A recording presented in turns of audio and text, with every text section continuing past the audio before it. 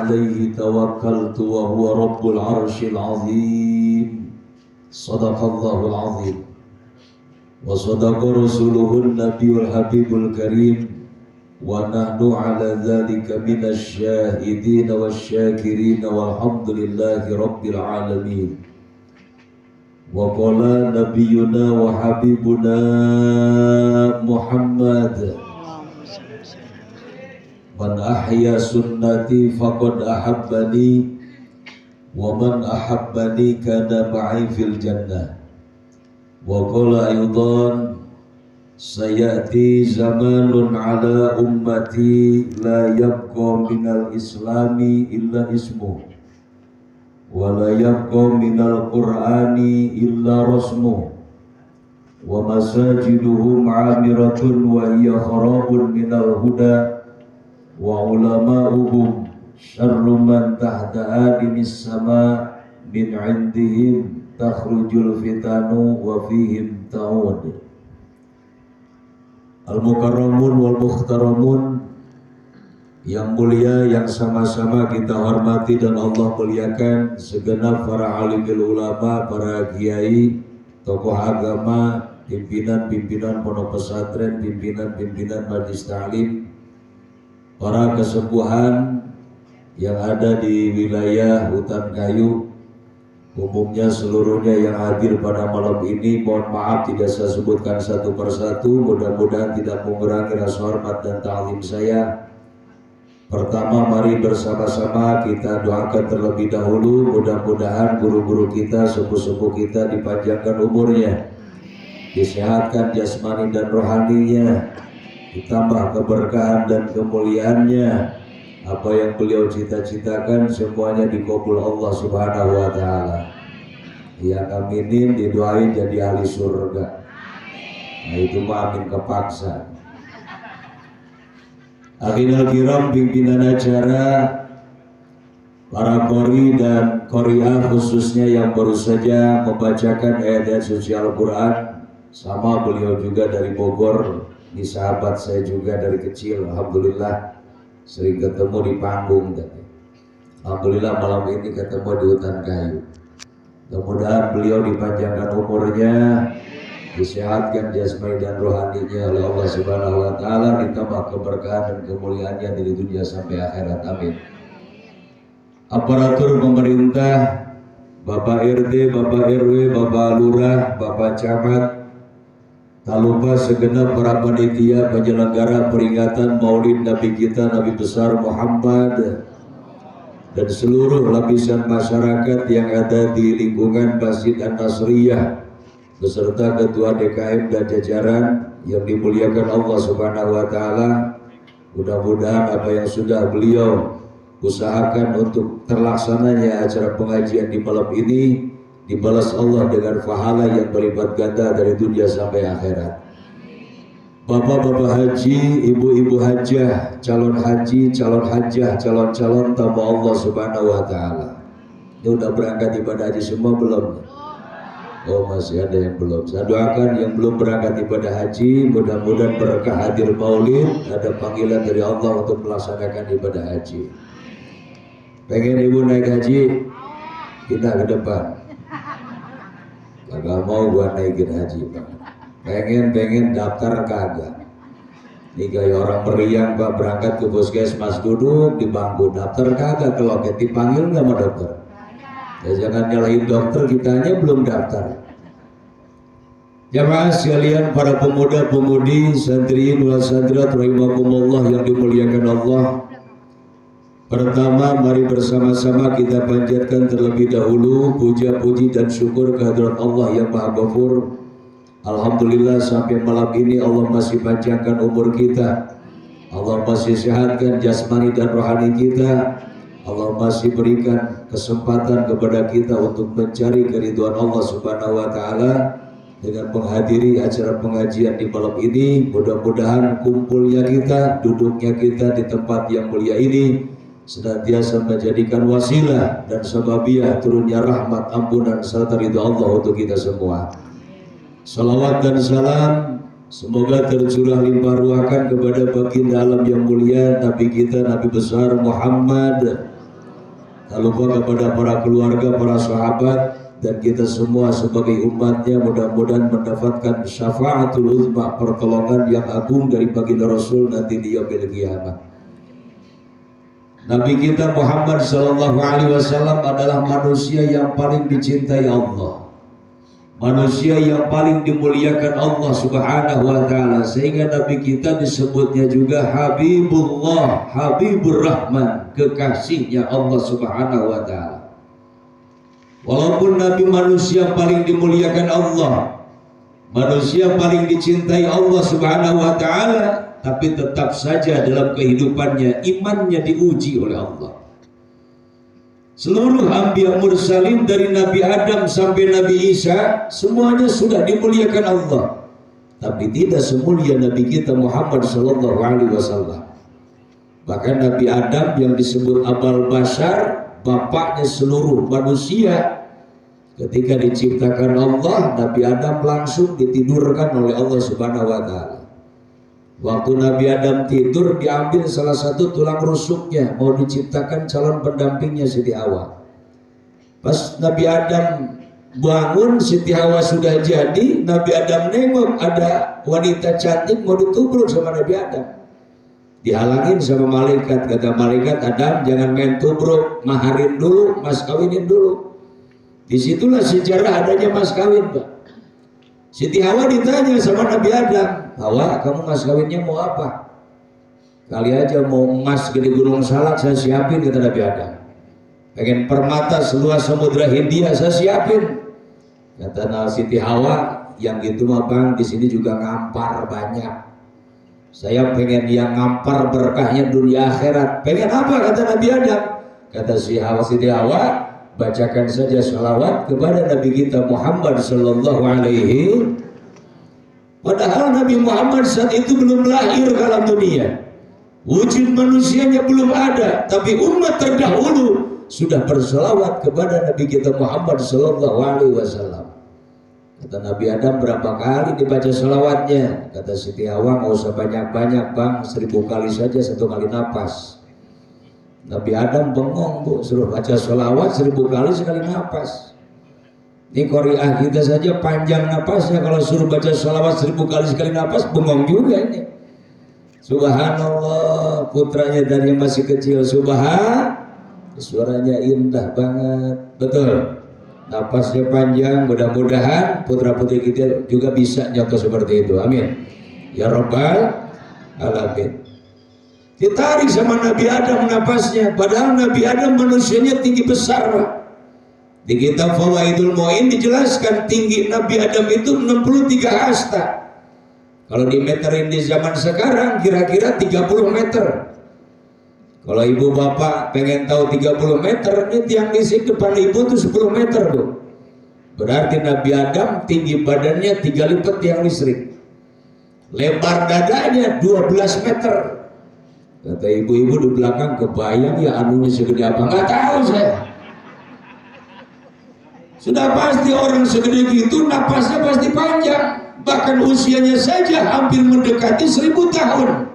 937 tahun. Ditarik napas sama dia Nabi Adam. Kata malaikat Jibril, begini Dam nih baca sholawatnya. Sallallahu alaihi sallallahu alaihi sallallahu alaihi sallallahu alaihi.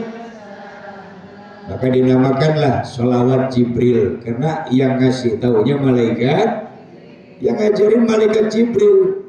Dibaca sama Nabi Adam baru sampai 300 balik. Nabi Adam kagak kuat napasnya. Akhirnya sisanya 700 diketeng dibayar sampai lunas. Makanya sampai sekarang mahar boleh ngutang. Kata ibu, masa mas kawin segede apa sih harus diutang? Di Bogor sekarang sedang tren Pak, mas kawin seperangkat alat sholat. Selesai nikah pas dibuka ada di parsel tuh ada Quran, ada sajadah, ada mukena, ada tasbih. Satu ketinggalan, musolahnya gak ada. Kan sepaket itu. Di kita memang kecil mahar. Kenapa? Karena di kita biasanya yang digedein itu seserahan, betul.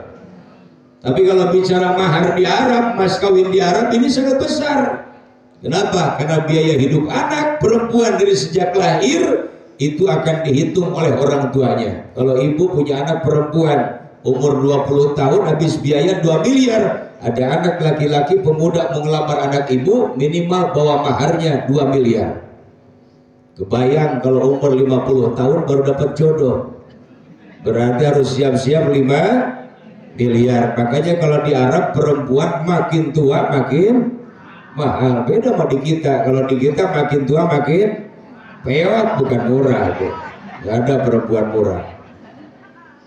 Nabi Adam sudah dimuliakan Allah, tapi tidak semulia Nabi Muhammad SAW. Saking mulianya Nabi kita Muhammad, keringatnya saja lebih wangi daripada minyak kasturi.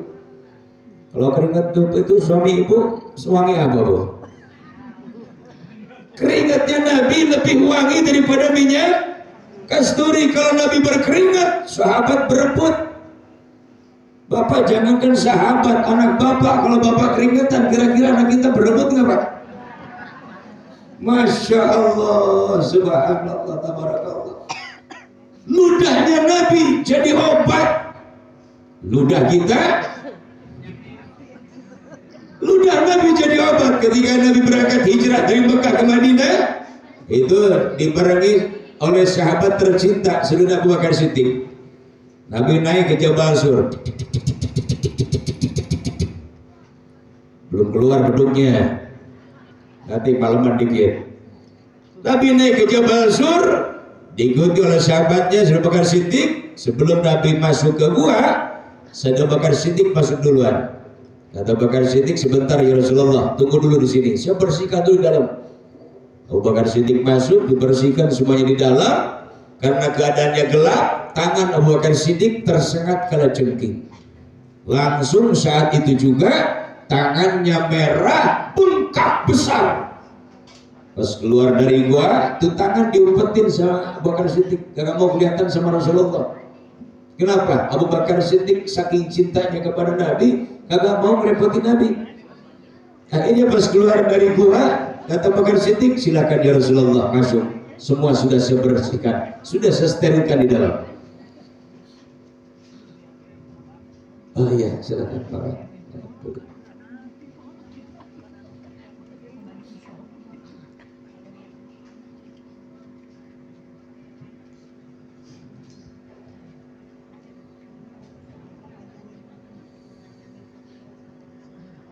Melihat tangan Abu Bakar Siddiq bengkak seperti itu, Nabi belum lihat karena diumpetin Abu Bakar Siddiq. Pas lihat wajah Abu Bakar Siddiq pucat, kata Nabi, Abu Bakar, kenapa wajahmu pucat? Apa kamu takut sama orang-orang yang benci sama saya? Tidak ya Rasulullah. Atau kamu khawatir karena meninggalkan keluarga? Tidak ya Rasulullah. Terus kenapa wajah kamu pucat? Ini ya Rasulullah, tangan saya disengat kalajengking. Nabi langsung ngambil ludahnya dikit, diolesin, kempes, sembuh. Saat itu juga, subhan, ludah Nabi jadi obat. Saking mulianya Nabi kita Muhammad sallallahu alaihi wasallam. Bahkan Allah sampaikan dalam hadis qudsinya, laulaka lama khalaqtul aflak. Seandainya tidak aku ciptakan Muhammad, tidak akan ada alam semesta, tidak ada dunia, tidak ada surga dan neraka, tidak akan ada manusia. Maka kita bersyukur kepada Allah, berbanyak bersalawat kepada Nabi kita Muhammad sallallahu alaihi. Jemaah sekalian yang dimuliakan Allah Subhanahu wa taala, Nabi sebelum lahir ke dalam dunia baru 2 bulan dalam kandungan ibundanya Siti Aminah, ayahandanya Sayyid Abdullah sudah meninggal dunia. Nabi lahir sudah dalam keadaan yatim. Baru usia 6 tahun, ibundanya sama meninggal dunia. Lalu siapa yang ngurus Nabi? Ada kakek tercintanya Sayyid Abdul Muthalib. Nabi dirawat, diurus sama kakeknya dengan penuh cinta dan kasih sayang. Makanya sampai sekarang kan kayak begitu. Kalau ada anak ditinggal meninggal orang tuanya, kalau kakek neneknya masih ada, pasti diurus sama kakek neneknya. Betul Bu? Ada nggak di sini yang ngurus cucu? Ada. Alhamdulillah, berkah insya Allah. Yang penting ikhlas lillahi ta'ala. Amin. Ya Allah ya Rabbal Alamin. Kalau ikhlas ngurus cucu aja gede pahalanya. Saya yakin orang sini ikhlas orangnya, amin. Kelihatan ngaji udah malam begini juga pada anteng duduknya. Kalau yang gak ikhlas kan dari tadi udah gak tenang, udah usah disegusar geser cari sendal pura-pura ke air kelos pulang duluan. Tapi sampai rumah nih ibu-ibu pintu rumah belum dibuka, kudungnya udah lepas duluan Pak. Gerah. Lempar-lemparin ke kastor. Gak tuh habis lemparin kudungan ada RT namo, assalamualaikum, ngintip di jendela. Ada Pak RT. Mau nyamperin RT, gerabak pala gak pakai kudungan. Malu ngambil kudungan di kastor, pede banget sambil jalan kagak dilihat dulu. Gak tahu kudungan licin lepas yang keambil sempak suaminya. Udah keluar bukain pintu, RT ketawa terus. Lihat sempak di pala tuh lucu. Coba yang dimuliakan Allah Subhanahu wa taala. Sayyid Abdul Muttalib sayang dengan Rasulullah, dengan cucunya, sehingga sampai sekarang ada bahasa suka lebih sayang sama cucu ketimbang sama anak, betul? Tuh ibu-ibu lagi apa namanya, lagi kondangan suka pada bawa sapu tangan. Dari yang hajatan ke dapur udah tuh digelarin langsung, wajib dibuntel segala kali semua, masukin ke kutang. Pulang kondangan suaminya curiga, kata lakinya curiga, gua nih bini gua pulang kondangan kenapa kutang jadi gedein begitu. Jadi keluarin ada wajib, ternyata ingat sama cucu. Subhanallah. Apalagi ini Sayyid Abdul Muttalib ngurus Nabi 2 tahun ngurus Nabi sama Sayyid Abdul Muttalib meninggal dunia. Lalu siapa yang ngurus Nabi berikutnya? Ada paman tercintanya Sayyid Abu Thalib. Dari usia 8 tahun Nabi diurus sama pamannya. Mulailah Nabi diajar dagang saat itu. Dibawa ke negeri Syam, ngambil dagangan dari seorang perempuan paling kaya di Mekah. Janda lagi. Siapa? Khadijah binti Khuwailid. Janda paling kaya di Mekah. Kekayaannya sampai 1/3 kekayaan Mekah itu dikuasai Siti Khadijah. Apalagi ketika Nabi sudah ngambil dagangan dari Siti Khadijah makin kaya, makin berkah hidupnya. Sehingga di usia Nabi 25 tahun, Siti Khadijah 40 tahun, Siti Khadijah melamar Rasulullah. Nabi bapak dilamar bukan melamar. Kalau kita kan sekarang laki yang lamar perempuan, betul Bang? Nabi mah dilamar sama Siti Khadijah. Diterima oleh Nabi? Iya, diterima. Dan ternyata setelah ada di bawah bimbingan dan didikan Rasulullah, Siti Khadijah sampai mendapatkan gelar Ummul Mukminin, ibunya seluruh orang yang beriman kepada Allah Subhanahu wa taala. Maka kalau ibu bagus akhlaknya, baik perangainya, bisa ngikut akhlak Siti Khadijah, insya Allah di akhirat bakal ngikut Siti Khadijah masuk ke dalam surga Allah Subhanahu wa taala. Bagaimana akhlak Siti Khadijah? 1. At-ta'atul amri. Wanita yang taat kepada suami, patuh kepada perintah suami. Kata Nabi diam. Kata Nabi berangkat, udah berangkat. Siti Khadijah selama hidupnya tidak pernah mendebat Rasulullah. Jangankan mendebat suami, ninggiin suara lebih keras dari suami kagak berani Siti Khadijah. Ibu gitu nggak lagi ibu? Alhamdulillah, udah bu alhamdulillah aja. Ya Allah ya Karim, ini jangankan disuruh kemana-mana, dipanggil aja susah banget. Ma, bentar. Ma, iya. Nah iya nyamperin kagak. Bahkan bikin sewot suami, betul Pak? Harusnya ibu bikin bahagia suami, bikin senang hati suami. Gimana? Ibu lagi nyapu, lagi masak, lagi nyuci, dipanggil malah laki ibu. Ma, tunda kerjaan kita. Samperin dulu laki ibu. Bawa air segelas, gak usah banyak-banyak. Ibu ngasih air segelas malah ke ibu dapat pahala sama dengan melaksanakan sholat sunnah 200 rakaat. Gede gak pahalanya? Segelas 200. Kata mama di belakang, gua mah pengen 2000 rakaat mau dibawa sama ember aja. Itu mah mau disiram lagi. Makanya umat Nabi Muhammad ini besar pahala. Biar hidup kita ada di penghujung zaman.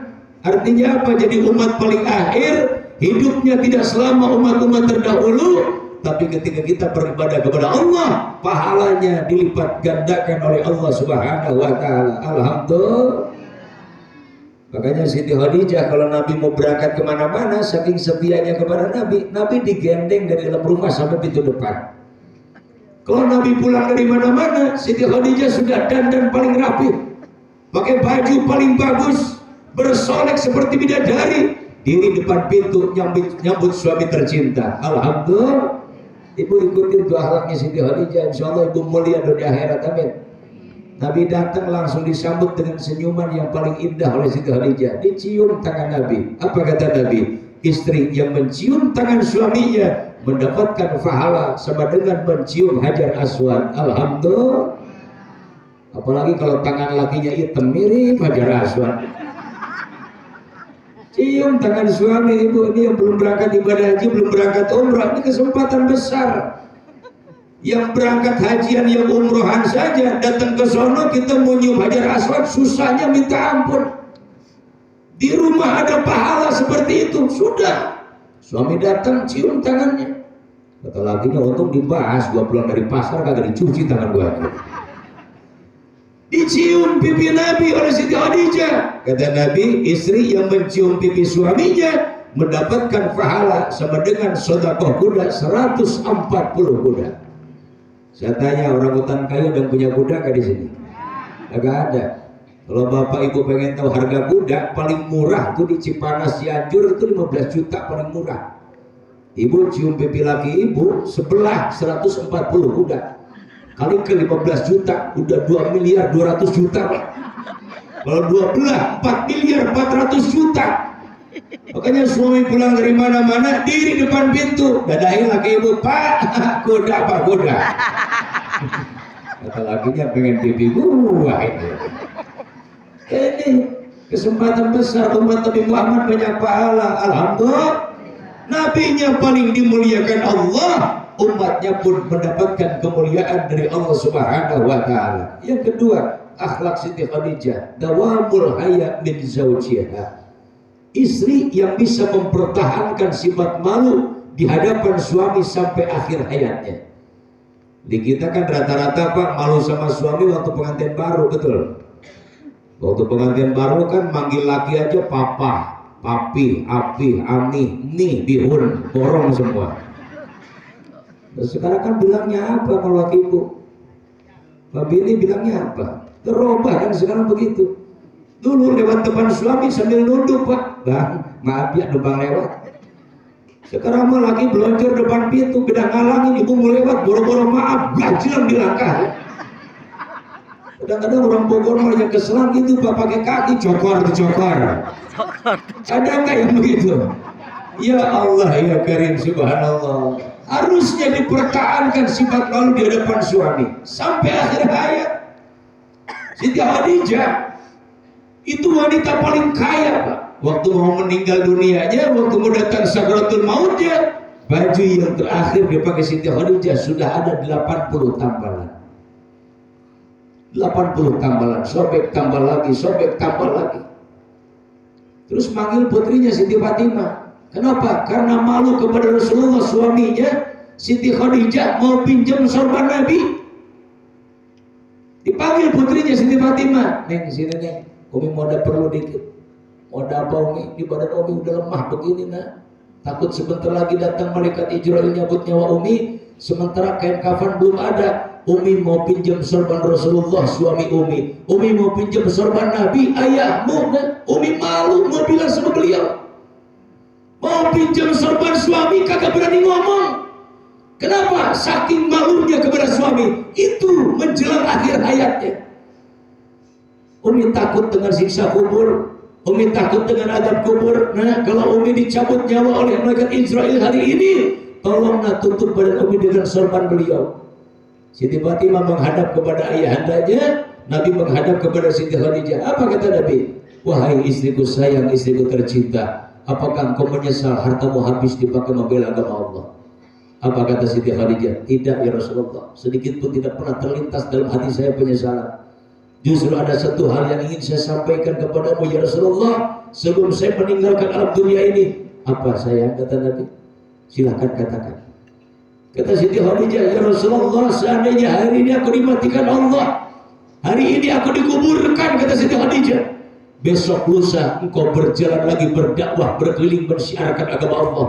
Ketika satu saat melewati satu sungai, di sana tidak ada jembatan, sementara saya sudah ada di dalam kubur. Tolong ya Rasulullah, gali kuburan saya, ambil tulang belulang saya, pakai untuk jembatan ya Rasulullah. Saking ingin hidup dan matinya dipakai untuk membela agama Allah Subhanahu wa ta'ala. Malu sama Nabi, mau pinjam sorban suami aja kagak berani. Masya Allah, apa kata Nabi? Sayang, kamu jangan khawatir, semua amal kebaikanmu sudah dicatat Allah, tidak ada yang sia-sia. Pengorbananmu besar untuk Islam. Nabi sedih mau ditinggal Siti Khadijah. Apa kata Nabi? Jangan khawatir, walaupun sekarang belum ada kain kafan, malaikat Jibril sedang turun dari surga membawakan kain kafan spesial untukmu wahai istriku tercinta. Sebelum meninggalnya sudah dikasih kabar baik, Siti Khadijah sudah mendapatkan jaminan surga dari Allah Subhanahu wa ta'ala. Satu dari jihad hartanya yang diinfakkan di jalan Allah Subhanahu wa ta'ala. Makanya kata Nabi, mana qasamalun min sedaqatin, tidak akan berkurang harta yang kita sedekahkan. Makin banyak harta diinfakkan di jalan Allah, akan makin banyak keberkahan dari Allah Subhanahu wa ta'ala. Amin. Cuma kan di kita kadang-kadang, Pak, maaf, karena iblis ini curang, iblis ini jahat. Iblis itu paling tidak suka lihat orang ibadah. Yang gemar sedekah dihalang-halangin sama iblis. Ada keropak lewat yang tadinya melek, kadang-kadang pura-pura ngantuk. Lewat keropak melek lagi. Ini tangan kagak ada matanya, Bu, tapi giliran mau sedekah tahuan, Pak. Di kantong ada uang 3 lembar, 100.000, 50.000, sama yang 10.000. Ada keropak di depan, dikodok ke kantong langsung. Pas diraba, lah keras di 100.000, kegedean lah. Nah ini 50.000 dilepek nih. Nah ini yang paling khusus 10.000, kagak dilihat dulu, ambil masukin keropak. Pas keropak lewat, lihat ke kantong, yang 100.000 yang kagak ada.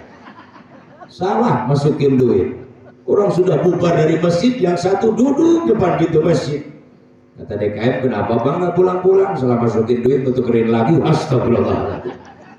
Makanya orang India suka nyinggungin orang Indonesia. Merege heserek mere, lamun rek mere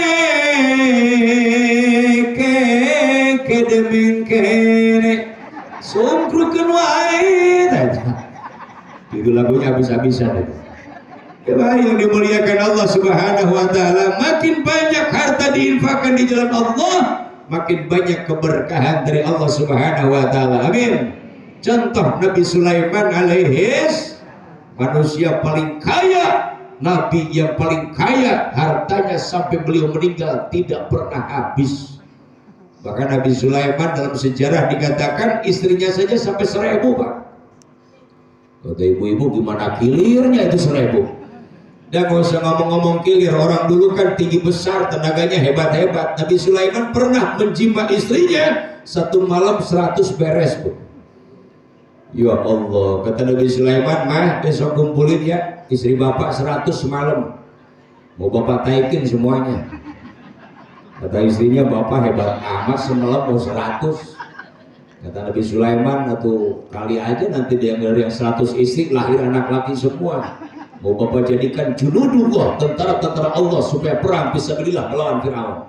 Pulang dari masjid datang ke istana, 100 istri udah ngampar semua, Pak. Jadi naikin Nabi Sulaiman selesai satu malam 100. Subhan.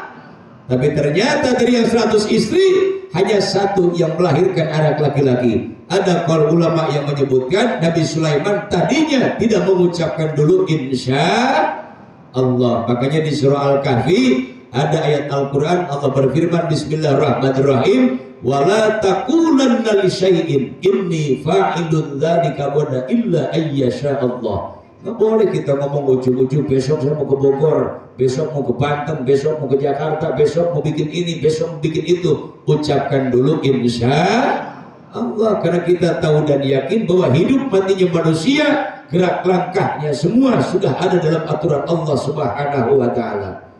Makanya di kita udah kaprah ya, udah galim, udah biasa ketika ibu hamil usia 4 bulan suka diadakan walimatul hamli, walimatul butun, selamatan kandungan. Kalau kata orang Bogor, jodoh pati bagja cilaka saat itu ditentukan oleh Allah Subhanahu wa taala. Suka ngeri 4 bulan di sini nggak, Bu? Alhamdulillah, pantesan pada kuat duduk. Ternyata suka ngeri 4 bulan ini. Kuat bener 4 bulan ngeri. Nggak pegal, Bu.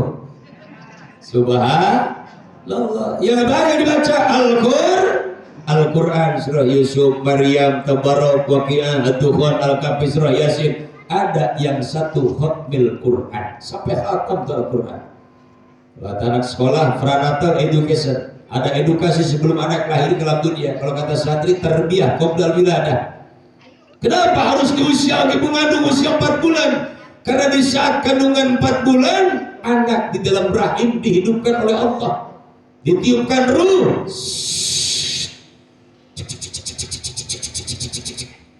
terasa gerak di rahim ibu, maka timbullah efeknya ke atas. Orang sini bilang ngidam, kalau kata orang Bogor nyiram. Ibu-ibu yang lagi ngidam kan suka banyak datang penyakit, lihat nasi bau, lihat suami enak, lihat mertua lewat pengen muntah, tapi lihat duit mah melotot, Pak. Gak pernah dengar ada ibu-ibu lagi ngidam benci sama uang, gak pernah. Terus kali-kali atau benci sama uang, kata suaminya lumayan, yang lama aja ngidamnya. 7 bulan selamatan lagi, 9 bulan ibu siap-siap akan melahirkan anak. Di sini Pak, fungsi kita sebagai seorang suami setia kepada istri, tunjukin apalagi ketika istri akan melahirkan. Harusnya kan begitu, Bu. Ibu mau melahirkan anak, suaminya ngedampingin istri, betul? Ibu kalau mau ngelahirin anak, suami ibu ngedampingin ibu, ibu seneng nggak? Senang. Minimal suami bisa bantuin kan? Doa, betul lagi. Udah salah jawabnya, kenceng lagi. Ibu ngeden mengeluarin anak wajar, suami ngeden mengeluarin apaan? Ibu suami angkat tangannya, a'udzubika